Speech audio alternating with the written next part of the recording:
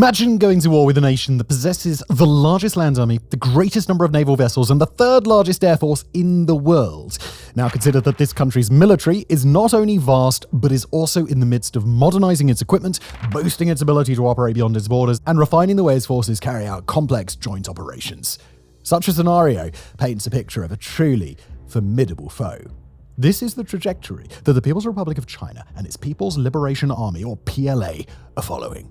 At the heart of China's current and future military capabilities, including its training, strategy, tactics, objectives, and equipment, is a central intellectual component: military doctrine. What insights can we glean from this doctrine, and in what ways will it shape the evolution of China's art of war in the 21st century? The answer may have far-reaching consequences for the entire world. So let's jump in. Taiwan's nightmare. On Saturday, January the 15th, 2028, the people of Taiwan went to the polls in the country's general elections, confirming incumbent President Lai Ching-te for a second four-year term. Within a few hours, Chinese social media accounts and media outlets began circulating a consistent message. President Lai was condemned as a separatist parasite who had secured an unlawful second term by exploiting back channels typical of the vilest facets of capitalist clientism. On Monday, January 17th, the permanent representative of the People's Republic of China to the United Nations, Fu Kong, delivered a briefing to the Secretary General and the Security Council. He notified them that Beijing would address this, quote, internal threat to its territorial integrity, restore order, and oversee the organization of lawful local elections for the Special Administrative Region of Taiwan.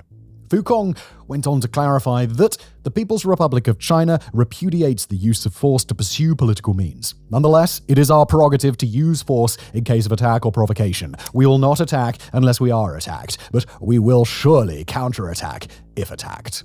On the evening of the 17th, dozens of Chinese fishing trawlers appeared off Taiwan's main ports. In fact, these vessels were part of the Chinese Navy's maritime militia tasked with initiating a naval blockade. Overnight, a fleet of 15 naval vessels, along with an unspecified number of Coast Guard patrol boats, completed the encirclement. By the evening of the 18th, a larger fleet had deployed into an outer circle beyond the initial blockade.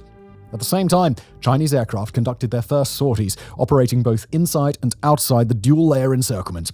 Finally, another fleet approached Taiwanese waters, a task force composed of landing helicopter docks and amphibious assault ships. Overall, these actions suggested that Beijing's military was carrying out a well-rehearsed joint operation resembling an amphibious landing triggered by a political event that was interpreted as a security threat. While the maneuvers were consistent with previous exercises conducted by the Chinese armed forces, the US 7th Fleet in Yokosuka, Japan, was put on high alert. In a later memoir, the fleet's commander, Vice Admiral Carl Gant, wrote, "We were pretty much accustomed to the frankly impressive spectacle of the Chinese Navy, Air Force, and militia enveloping Taiwan in a matter of hours. It was all about drilling their personnel and flexing their muscles for the benefit of both Taipei and us. Normally, we would monitor their operations through a direct satellite feed. But then our feed was cut off. One after another, our eyes in the sky went blind. That's when we started to worry seriously." And look, perhaps it's best that we cut off our feed too before we get too carried away with this story. Look, as you might have guessed, this scenario is entirely hypothetical. Apologies to people watching on that very dated 2028. I'm sure it's confusing. This is being recorded in 2025. It describes how China might conduct its next war. However, this little flight of fancy is grounded in what we know for certain about China's military doctrine and how its armed forces are implementing it through training exercises. In other words, by studying Chinese military doctrine, we can better envision what Beijing's next war might look like. This makes learning about it more than just an academic endeavor. It becomes a way of preparing for future upheaval. A disproportionately powerful force multiplier.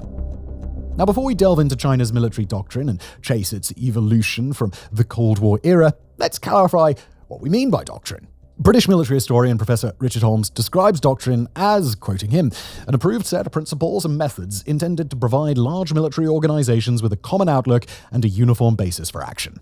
Meanwhile, Professor Barry Posen from MIT offers another perspective, defining military doctrine as the answer to two critical questions. What means shall be employed by a country to wage war, and how shall those means be employed? In essence, a military doctrine outlines a country's beliefs and guidelines regarding when to wage war, how to wage war, and with what means. Now, these guidelines shape the way military organizations equip their forces, train their personnel, and design their plans in pursuit of national security objectives. So doctrine is not some lethal piece of military equipment that goes whoosh, vroom, or kaboom. It isn't even a strategic plan outlining enemy objectives on a map. A country's military doctrine essentially manifests as a concise piece of writing. It might be dismissed as nothing more than a series of bullet points flickering on a screen while a mid-level officer rattles through a PowerPoint presentation for some bored defense officials. And yet, those clear, concise points can have a tremendous effect on a military's chances for success. According to a US Air Force white paper, doctrines prepare high-ranking officers for future uncertainties by providing a common set of guidelines on which they base their decisions. To quote directly from the paper, doctrine is the linchpin of successful military operations. The British Army's publication, Army Doctrine Primer, goes even further. According to its authors, a military organization's fighting power is built upon three components. 1. The physical component, armament, technology, supplies, and funding. 2. The morale component, a country's political motivation to fight. And 3. The conceptual component, the intellectual foundation, which includes knowledge, experience, guidelines, tactical training, strategic plans, and, of course, doctrine. The primer points out that the conceptual component is the cheapest element for a country's defense apparatus to develop, yet it serves as a disproportionately powerful force multiplier for the other components. And at the heart of the conceptual component is, you absolutely guessed it, doctrine. So, by now, it should be clear that many high-ranking military officials place great emphasis on developing a clear, well-defined doctrine. But you might be asking, isn't that the same thing as strategy? Well, here's the difference. A doctrine is a set of guidelines intended to remain in effect for the mid to long term. In general, a doctrine will stay current until a country's political goals and security objectives change. In contrast, a military strategy is a high-level plan devised to achieve specific military objectives within a particular context, using the forces, equipment, and supplies available at that time. Now that we have clarified some basic principles, we can begin to examine the specific military doctrine of one of the world's most powerful military forces. And we're, of course, talking about the People's Liberation Army. A PLA with a plan. According to a declassified CIA report from 1964, between 1956 and 1963, the PLA's doctrine primarily focused on, quote, defensive war fought on Chinese territory against an enemy, probably the US, employing nuclear weapons. Now, this doctrine was formulated by Chairman Mao Zedong himself and envisaged the use of close-quarters, nighttime guerrilla actions to wear down an invading force. Mao's approach de-emphasized industrial capability, heavy armament, and substantial funding, instead relying on sheer numbers, fighting spirit, and political indoctrination. He rejected the notion of a swift victory, believing that triumph would come through a prolonged war of attrition. By the early 1960s, Mao seemed to undervalue the importance and effectiveness of nuclear weapons and other advanced systems. He famously claimed that the spiritual atomic weapon was more crucial than the actual nuclear bomb, a notion suggesting that fanatically indoctrinated soldiers could substitute for modern weaponry, like nukes. This was the kind of argument one might make when short on funds, bluffing, or indeed likely both. In fact, in October 1963, Mao's foreign minister, Chen Yi, publicly acknowledged the need to develop a nuclear program and secure supersonic jet fighters to ensure that China did not fall into the ranks of third-rate powers. According to the quoted CIA report, Chen Yi noted that the Chinese would develop nuclear weapons even if it meant a reduction in consumer goods production, even if they had to go without trousers. Just 1 year after these statements, on October 16, 1964, China conducted its first nuclear test. There is no historical record of whether those present were wearing underpants. Although the PLA's technology was modernizing, its doctrines showed little change from the 60s to the 70s. They still envisioned a defensive war fought deep within the Chinese mainland, where overwhelming numbers could eventually exhaust an invader. It's important to note that the military leadership in Beijing never actually practiced what they preached. During this period, China fought a border war against India, another with the Soviet Union, and even invaded Vietnam. Clearly, none of these engagements involved the deep inward defensive war that the doctrine described. This observation, it reinforces our earlier point. Military doctrine does not necessarily translate into actual strategy, which is often shaped by immediate national security concerns and other pressing political objectives. The reality of modern warfare may have spurred the Chinese Communist Party's Central Military Committee, or CMC, to push forward with its modernization efforts, starting at the conceptual level. In 1980, the PLA ultimately adopted a new doctrine, formalized as People's War Under Modern Conditions, which introduced the concept of active defense. Although the 1980 doctrine maintained a defensive posture, it recommended engaging invaders near the borders before they could advance into the country's interior. Additionally, it embraced the idea of launching offensive operations against an enemy that had already entered Chinese territory. As the Cold War gradually faded, PLA theorists began seeking ideas beyond China's borders, drawing significant inspiration from the First Gulf War. Operation Desert Storm taught the PLA an important lesson. A well-trained, well-equipped, and technologically advanced military could easily defeat a larger force, even if that force was politically indoctrinated and fighting on its home turf. This insight prompted a downsizing of the PLA, with more resources being directed toward its modernization. Accordingly, the CMC formulated another doctrine titled Winning Local Wars Under High Technology Conditions. The 1993 doctrine marked a radical departure from previous strategic developments in several ways. First, it mandated that all PLA services undergo extensive modernization, arms development, and procurement campaigns to bridge the gap between Chinese forces and their more advanced international counterparts. Next, the new doctrine underscored the importance of joint operations among the various PLA services: the ground forces, the air force, the rocket force, and the navy. In fact, the PLA used the phrase joint operations so often that one might suspect it even came with its own drinking game. Regarding joint operations, for now, let's just describe it as military services becoming good pals and working in coordination with each other. In geographical terms, Chinese forces are expected to conduct future wars in the periphery of the country, a term referring to regions just outside China's territorial waters and land borders. And here's the crucial difference. The PLA would adopt an offensive stance, launching the first strike against an enemy to obliterate their willingness to fight. Now, at this point, it's useful to recap Chinese military thinking from the Mao years through to the 1990s, noting how it evolved alongside the nation's progress. As China's industrial and military capabilities grew, its strategic focus shifted from fighting deep within its core territory to defending the border areas and finally to engaging in conflicts along the periphery. Simultaneously, Chinese military strategy evolved from relying exclusively on guerrilla infantry tactics to embracing more advanced weapon systems, sophisticated combined arms tactics, and integrated joint operations. Finally, the PLA's doctrines evolved from being purely defensive to adopting an active defense approach and ultimately to a more straightforward offensive strategy. The evolution can be seen as the story of a local power gradually developing its capabilities and progressively projecting its strength beyond the nation's core territory. However, the story did not end in 1993. China's doctrine continued to evolve, emphasizing the need to expand its forces' capabilities and extend its geographical reach.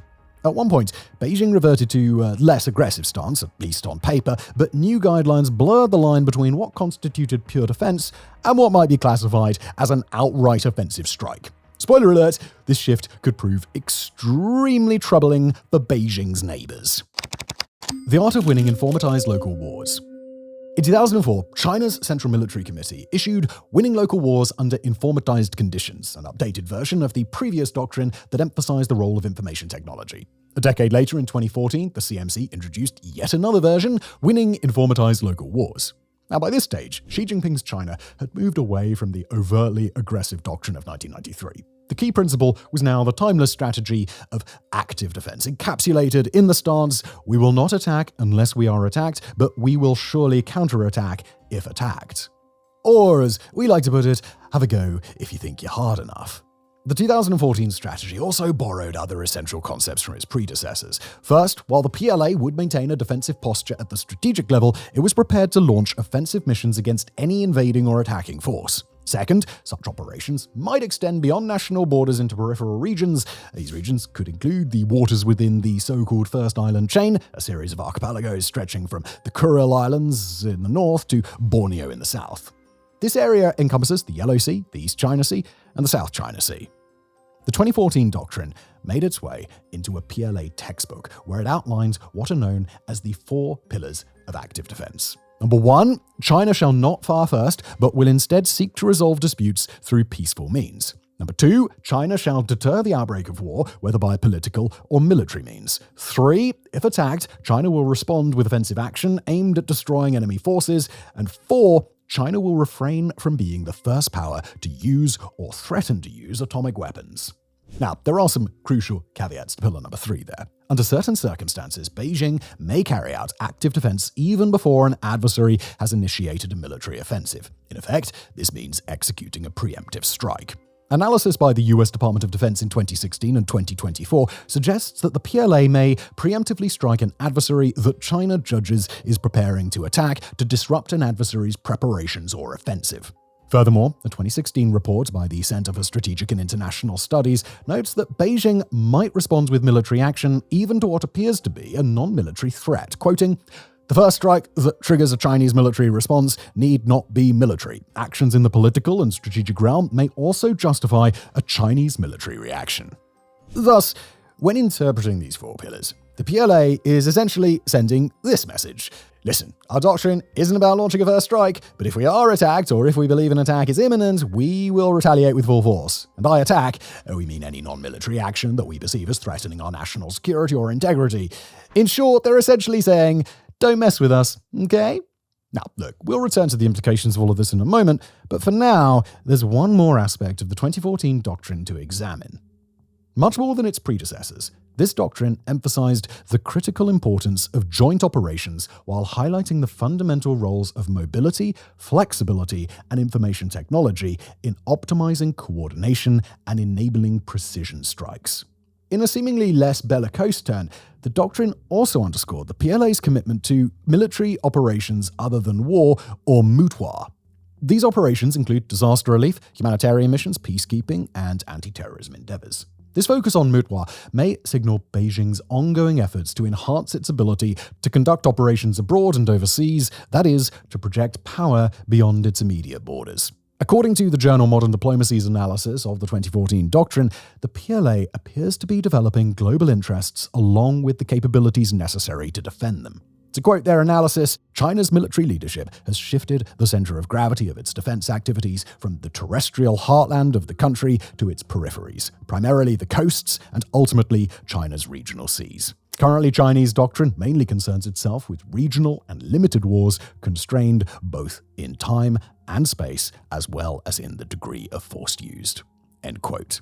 This means that, at present, China does not have vast global interests that would require defending through war. It will soon have those, though. The 2014 doctrine remains largely relevant, although it received a significant upgrade in November 2020 under the enticingly provocative title Guidelines on Joint Operations of the Chinese People's Liberation Army. These guidelines were examined by the independent research organization, the Center for Naval Analysis, or CNA. It's important to note here that the CNA analysts did not have access to the original guidelines document and therefore could only offer educated speculation on its content. According to the well-worn insights from the CNA team, these new guidelines are intended to evolve the PLA into a force capable of, quote, prosecuting integrated joint operations in multiple battle-space domains in an era of information-centric warfare and future intelligent warfare. Now look, perhaps our brainpower isn't up to grasping the full concept here, so let's continue by exploring what joint operations truly means and why this development spells bad news for Beijing's adversaries. Best buds jointly operating together. The CNA further specifies that joint operations, in the Chinese context, can be defined as the cooperation between multiple services carried out at the level of a ground army brigade or equivalent units. To clarify, a brigade constitutes a force of 3,000 to 5,000 soldiers, a relatively small unit in the context of the enormous PLA. This suggests that the joint operations principle will be applied to all future engagements and military actions, regardless of size or scope.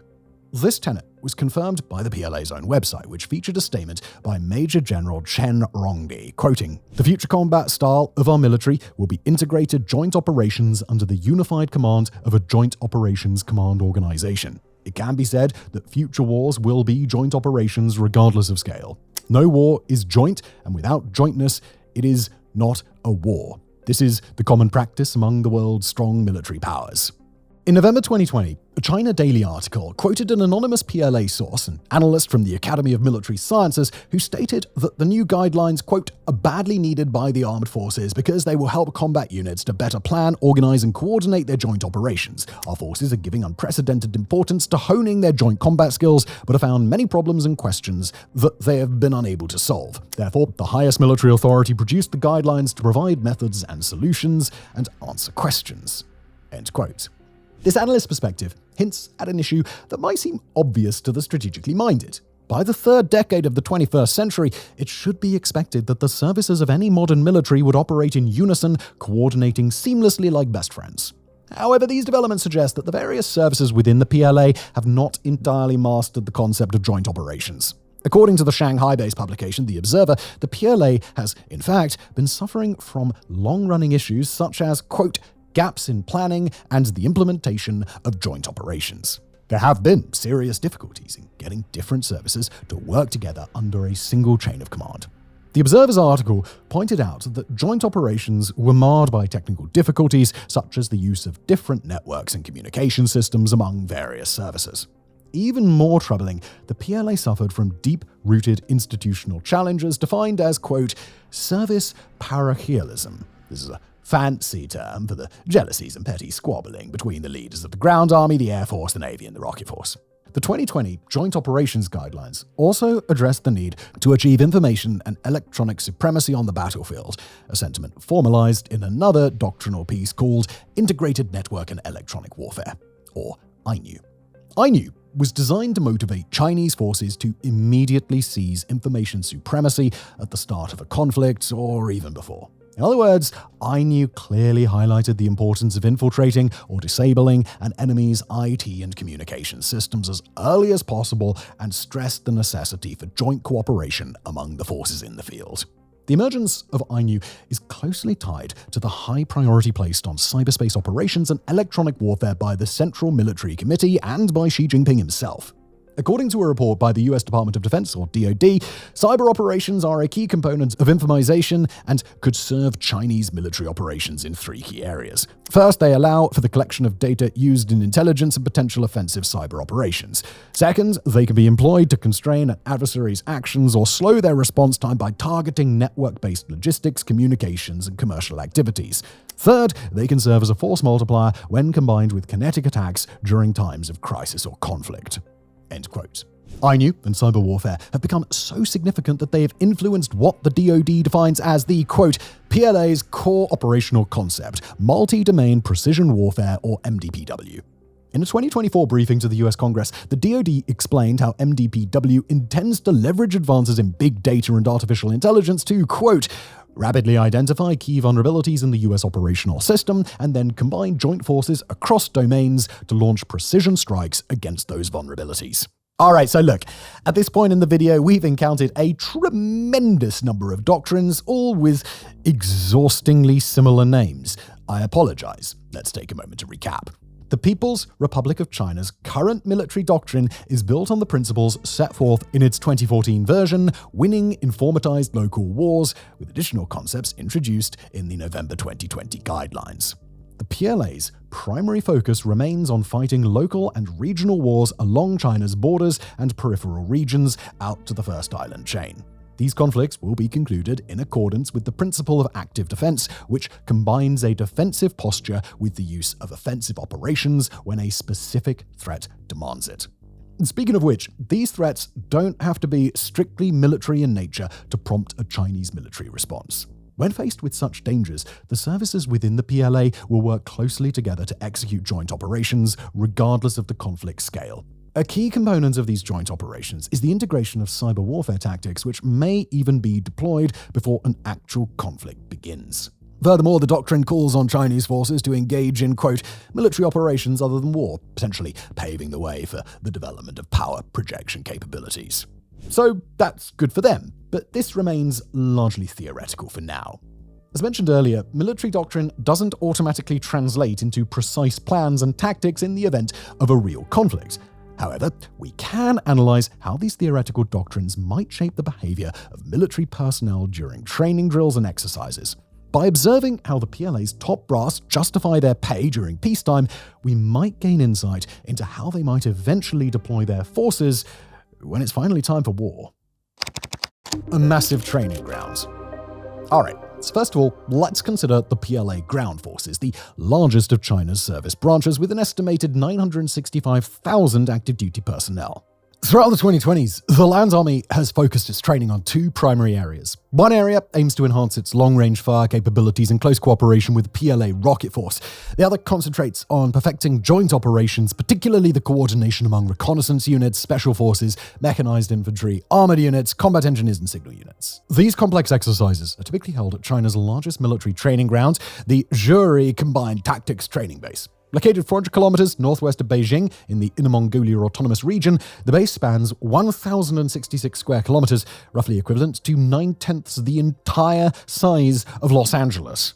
Designed to simulate the most realistic combat conditions imaginable, the facility replicates various types of terrain, including grasslands, hills, and deserts. In fact, clips shown on China Central Television have even depicted mock infantry battles staged near a replica of Taiwan's presidential office building. Make of that what you will. Exercises at Zhuri typically take the form of simulated battles between a red army, representing the PLA ground forces, and a blue army, portraying a potential adversary, organized and equipped to imitate the US Army. Again, you can interpret that how you will. In any event, both sides are expected to use a mix of weapon systems and specialities, including electronic warfare and air surveillance. The key takeaway here is that the Chinese ground forces are advancing their joint operations and cyber capabilities in line with current doctrine while preparing for operations aimed at a very specific objective within their peripheral region. Now, given the peculiar set design choices, there is little doubt about what this objective may be. However, if the PLA land forces hope to reach Taipei, they will require some serious air support, and that brings us to the next training chapter. How do China's Mavericks and Gooses get into the danger zone? 4 brands of training.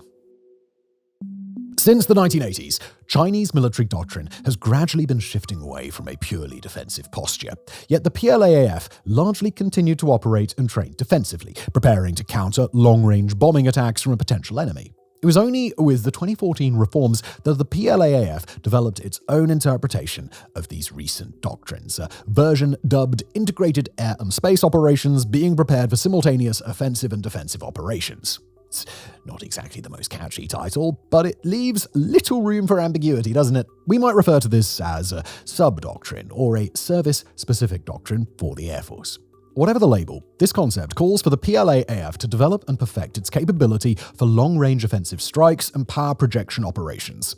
Such lofty ambitions are destined to remain just that, ambitious, if you don't have the necessary equipment and numbers. Accordingly, the PLAAF, along with their counterparts in Navy aviation, now boasts more than 3,150 aircraft, in addition to an unspecified number of unmanned aerial systems, also known as drones. Now, for the past 2 decades, the pilots, both current and future, of this vast aerial fighting force, the world's 3rd largest, have been training under what the PLA calls actual combat conditions. These conditions are not genuine combat situations, but rather realistic, unscripted exercises and even competitions designed to simulate battle. The primary goal of this intensive training is to maximize pilot skills not only as individual aces, but also as team players capable of conducting joint operations with other Air Force functions, as well as land-based and maritime units. According to the China Aerospace Studies Institute, a think tank within the US Air Force, the PLAAF's drive for strategic and qualitative transformation is best exemplified by a series of annual competitive and training events known as the 4 key training brands. The calendar events includes 2 competitions, Golden Helmet and Golden Dart, and 2 exercises, Blue Shield and Red Sword. Now, the rules of the Golden Helmet might sound like something out of a Chinese answer to the Top Gun franchise, but this competition is designed to reward the best fighter pilots in a series of simulated, highly realistic engagements. Flying aces compete in 1-on-1 dogfights, 2-on-2 aerial battles, and even close-quarters combat involving 3 aircraft. To win the titular Golden Helmet, pilots will need to prove that they aren't just reckless loose cannons or mavericks trying to impress Kelly McGillis. Instead, they must demonstrate effective cooperation with their ground-based colleagues in the control tower, as well as successful joint operations with airborne early warning aircraft. Even more intriguing from a doctrinal perspective is the Golden Dart competition, which focuses on the art of air-to-surface attacks carried out by bomber and fighter-bomber crews. In this contest, participants are once again encouraged to work closely with both airborne and surface-based units operating on land and at sea. However, to secure the Golden Dart award, aircrews will need to excel in defense line penetrating and shock attack operations. These operations are designed to target both ground and maritime objectives. It's important to note the emphasis on shock attack operations, which aligns closely with the 2014 doctrine and its subsequent addendum. The term shock attack operations can be understood as offensive airstrikes conducted under the framework of active defense. As mentioned previously, these defensive raids may be initiated even after a non-military provocation. Furthermore, the inclusion of targets on both land and sea suggests that the PLAAF's bomber crews are actively preparing for missions near the country's periphery, most likely within the first island chain. Next, let's consider the Blue Shield exercise, recognized as the only truly defensive event among the 4 key brands. This exercise focuses on training and evaluating the PLAAF's ground-based air defenses, including its surface-to-air missile batteries and radar systems. And finally, we get to the Red Sword exercise, which is the most comprehensive event on the Air Force's calendar. As described by the China Aerospace Studies Institute, this campaign-level system of systems confrontation exercise is conducted in a complex, multi-dimensional battle space featuring PLAAF fighters, attack aircraft, airborne early warning systems, reconnaissance aircraft, radars, and SAMs. The Red Sword exercises even include electromagnetic jamming and counter-jamming measures. In simple terms, Red Sword events are the closest simulation to an all-out aerial war without the actual destruction and loss of life. However, when it comes to complexity and sheer scale, Red Sword is surpassed only by the massive exercises and drills orchestrated by the service that arguably projects power projection and joint operations more forcefully than any other, the ever-expanding and increasingly formidable PLA Navy. Seas near and far. As of the first quarter of 2025, the PLAN stands as the largest naval force in the world, at least when measured by number of vessels. By the end of this year, 2025, the force is expected to deploy 60 submarines, including 12 nuclear-powered ones, and 140 major surface combat ships, among which there could be 3 or even potentially 4 aircraft carriers. For more details about these capital ships, do check out our dedicated episode, US versus Chinese aircraft carriers. In total, the PLAN could boast 395 vessels by the end of 2025, with Pentagon projections estimating a total of 435 by 2030. That's important to note that these figures do not include roughly 80 patrol boats or an unspecified number of civilian vessels serving with the maritime militia. While these additional numbers might not sound particularly intimidating on their own, remember that the militia can support the PLAN in executing maritime blockades, and those patrol boats can be outfitted with effective anti-ship and surface-to-air missiles.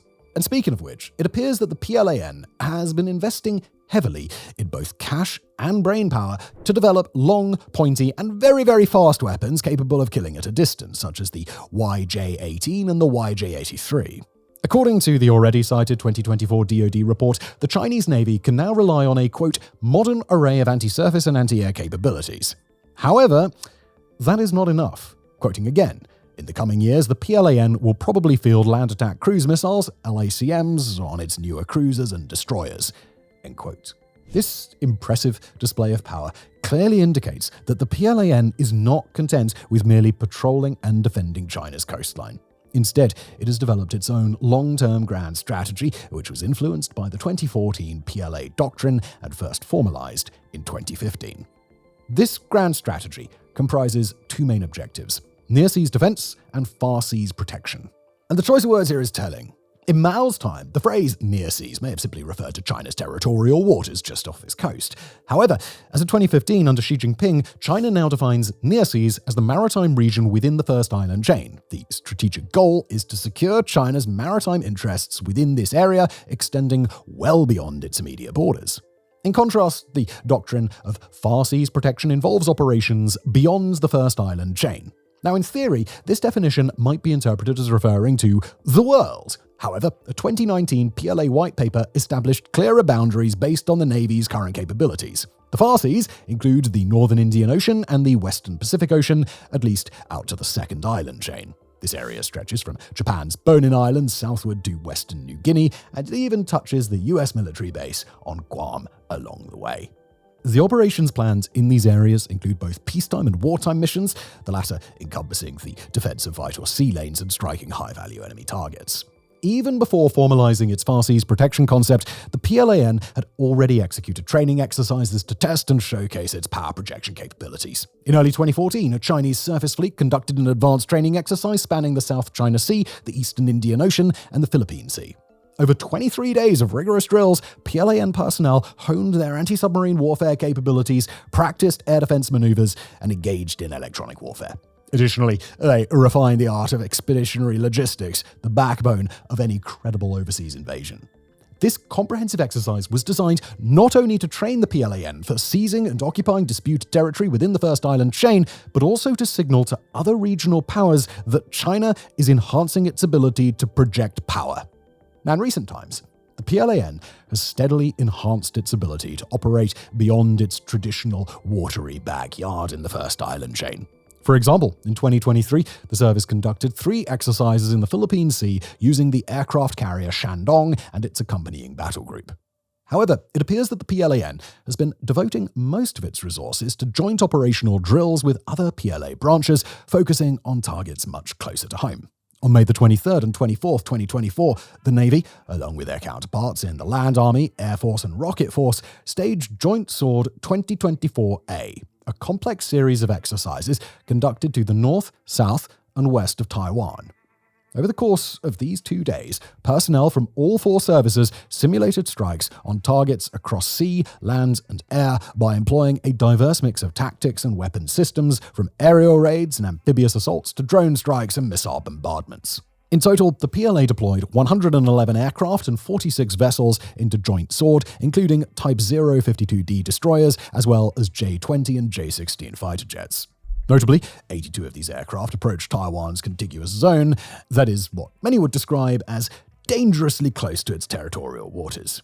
This was no mere training event, however, as Senior Captain Li Shi, a spokesperson for the PLAN, clearly stated.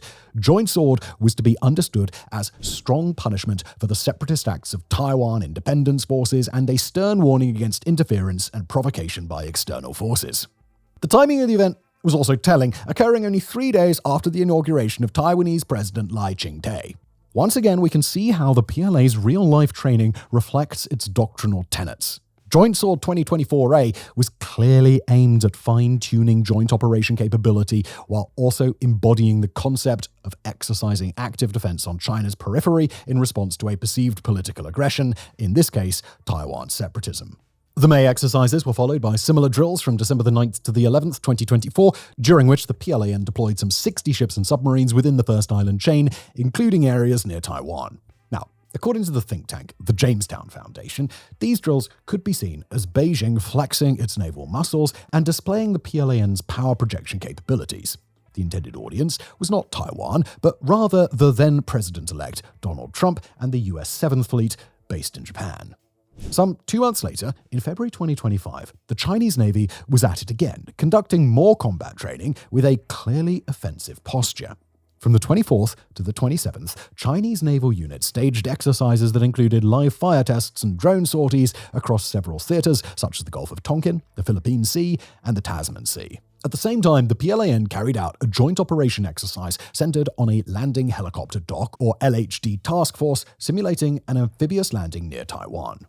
According to the US Naval War College, quote, "This acceleration of realistic combat training near Taiwan likely reflects efforts by the PLA to develop the capabilities needed to achieve national unification before its centenary in 2027. End quote. What about those additional drills across the Pacific? Well, let's hear it once more from the Naval War College, quote, "By conducting coordinated naval drills across the region, China seeks to enhance its naval readiness and showcase its expanding capabilities to competitors, particularly Australia and New Zealand, who might come to Taiwan's aid in a future conflict." End quote. Driving the point home, on March 31st, 2025, the PLAN staged another set of drills off Taiwan's coast, dubbed Straight Thunder 2025A. This event served both as a genuine training exercise and as a political message delivered via a very, very expensive channel. Chinese state media clearly characterized Straight Thunder as a stern warning directed at Taiwanese President Lai Ching-te, whom they labeled a separatist and as a parasite. For that demonstration, the PLAN deployed 13 vessels supported by 71 aircraft, along with an unspecified number of Coast Guard and maritime militia boats. The combined surface units engaged in practices that have been defined as a dual-layer cabbage strategy. In this strategy, the target, in this case Taiwan, is encircled by 2 layers of naval units. The inner layer establishes a blockade against the enemy, while the outer circle restricts the approach of its allies. In effect, the delicious cabbage at the center is slowly being consumed by the PLA's aphids. Despite its innocuous-sounding name, the dual-layer cabbage strategy is a chilling demonstration of what China's rapidly developing naval forces, the Navy and Air Force, are preparing to execute. This strategy would not be viable without the crucial involvement of the 2 additional services that we have yet to discuss: the PLA Rocket Force and the Information Support Force. Rockets and jams. The PLA Rocket Force, also known as the PLA-RF, plays a vital role in organizing, training, and operating China's array of land-based conventional and nuclear missiles. As mentioned earlier, China has stated that it will refrain from being the first power to use atomic weapons. Its nuclear stockpile serves and will likely continue to serve as a deterrent, discouraging third-party intervention in local or regional conflicts. Beijing is likely to make active use of its conventional, mobile, ground-launched ballistic and cruise missiles, which are both plentiful and capable. To highlight one example, the US DoD appears particularly concerned about the Dongfeng 21D anti-ship ballistic missile.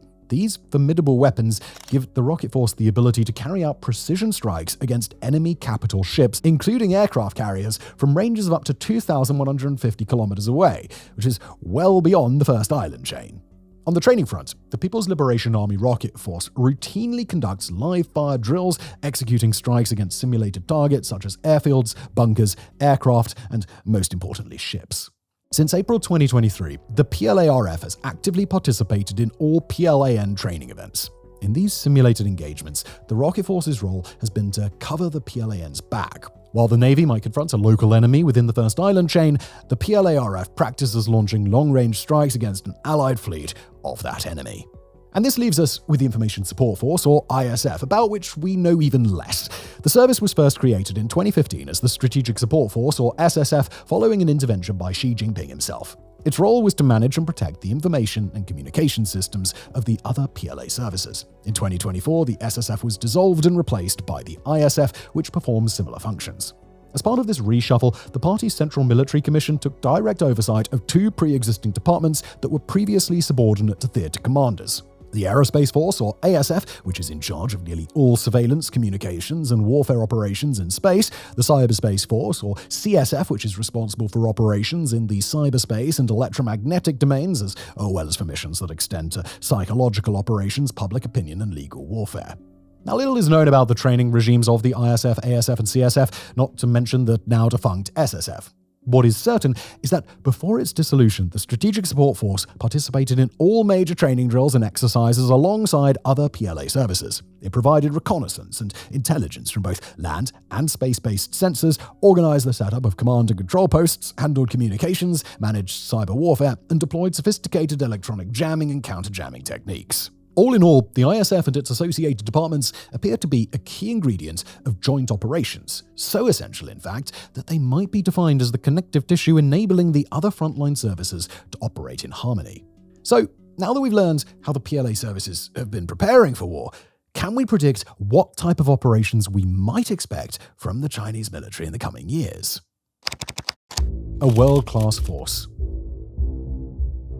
And the answer to that question is, kinda.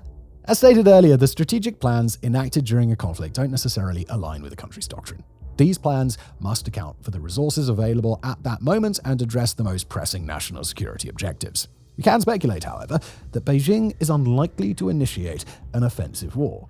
If they do deliver that first sucker punch, though, it will be in response to a perceived hostile political act by a local or regional power, one seen as threatening either China's very mainland or its interests along the first island chain. Such an attack, or active defense, may be preceded by operations carried out by the Information Support Force or its companion units, the Aerospace Force and the Cyberspace Force.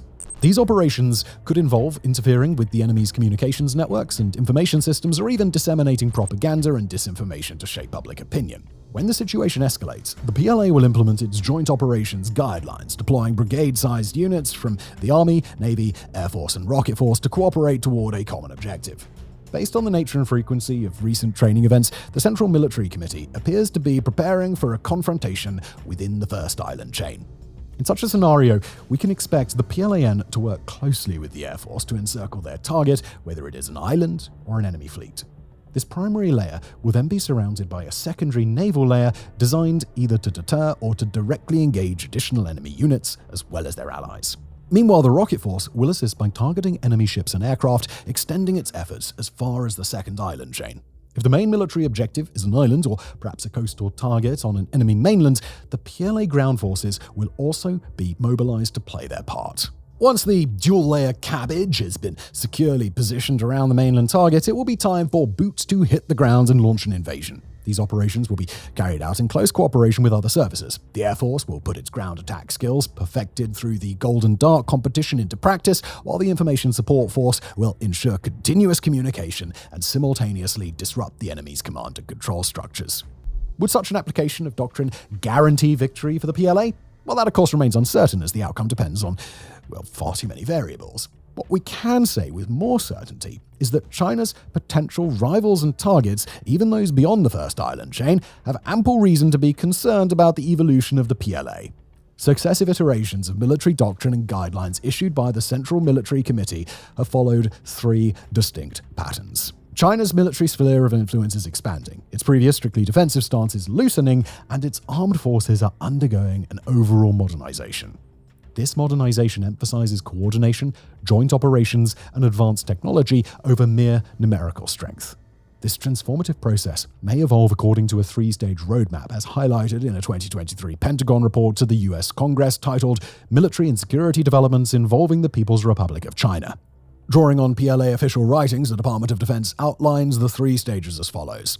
By 2027, the Chinese armed forces will accelerate the integrated development of mechanization, informatization, and intelligentization. They are set to modernize their military theories, organizational structures, and general equipment. By 2035, they will have comprehensively advanced the modernization of military theory, organizational structure, military personnel, as well as weaponry and equipment. This advancement will occur in step with the nation's broader modernization, essentially completing the modernization of national defense and the military. This roadmap underscores a shift in strategy, reflecting both increased technological capability and a broader approach to military power. Finally, by 2049, the PLA will have fully transformed into a world-class force. The evolution of previous doctrines, the drive for overall modernization, and the steady progress toward becoming a world-class force indicate that Beijing will continue to expand its power projection capabilities. China is transitioning from a local power to a regional one, then to a major player influencing the North Indian and West Pacific Oceans, and ultimately to a global superpower capable of defending or advancing its political, economic, and military interests anywhere on the planet. Future military doctrines issued by the Central Military Committee, the PLA, or its individual services are likely to reflect this ambition for global power projection. This pursuit isn't new. Other current or former global superpowers have expressed similar ambitions. The question remains, will our planet be big enough for another superpower to emerge, or are the world's two military giants destined to eventually face off in a battle to the death? Only time will tell. Thank you for watching.